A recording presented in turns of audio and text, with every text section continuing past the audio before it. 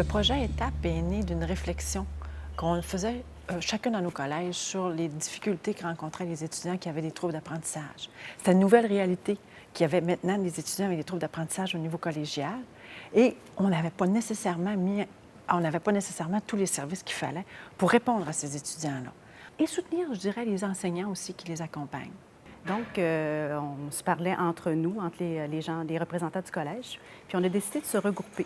On a décidé de regrouper nos 4 collèges, Cégep d'Alma, Saint-Félicien, Jonquière et Chicoutimi, pour faire un état de la situation, de l'importance de cette problématique-là et des besoins qu'avaient les jeunes. Ceux qui souffrent des problèmes reliés à l'écriture et à la lecture, on parle principalement de dyslexie puis de dysorthographie. Actuellement, c'est très approximatif, on parlerait d'à peu près 1 de la clientèle et c'est en croissance. Puis là, il est arrivé un deuxième constat, c'est qu'on a réalisé qu'il manquait de ressources spécialisées, d'accès à un expert pour poser le diagnostic de ces troubles d'apprentissage-là. Parce que les jeunes, pour avoir un service, devaient avoir un diagnostic. Donc, il faut faire référence à un expert. Et en région, il n'y en a pas beaucoup. Donc, les jeunes devaient se rendre à Québec. Donc, on a vu que ça, c'était un problème pour les gens de notre région. Et on a réfléchi à qu'est-ce qu'il fallait faire pour les aider. C'est de là qu'est né le projet Étape.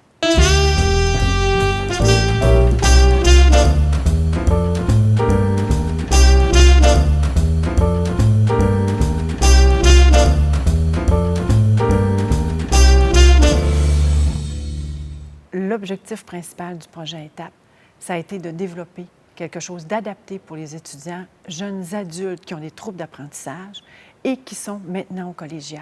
Parce qu'il existait des outils développés au primaire, des outils développés au secondaire, mais pas de guide d'intervention ou aucun outil disponible au niveau collégial. Donc ça, c'est notre principal objectif, avoir un cadre d'intervention. Pour réaliser l'objectif qu'on poursuivait par le projet Étape, on a développé un partenariat avec l'Université du Québec à Chicoutimi, essentiellement sur 2 volets.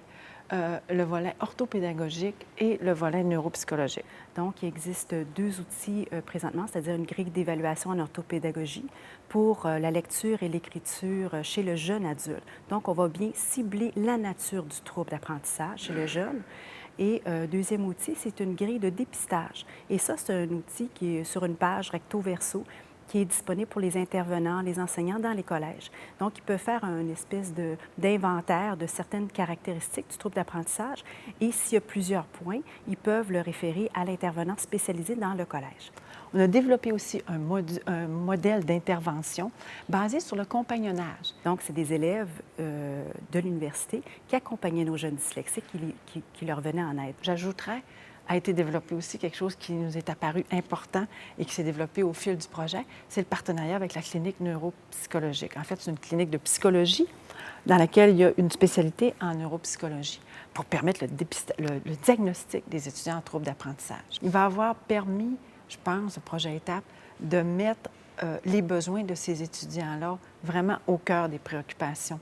On en entend beaucoup plus parler maintenant qu'on entendait parler en 2006. On a même monté un colloque régional. Et ça a été une merveilleuse expérience. Il y a une participation intéressante de 120 enseignants et ça a donné lieu à un lieu d'échange. Le projet Étape, il va avoir permis de développer une complicité puis un travail de collaboration qui va toujours rester.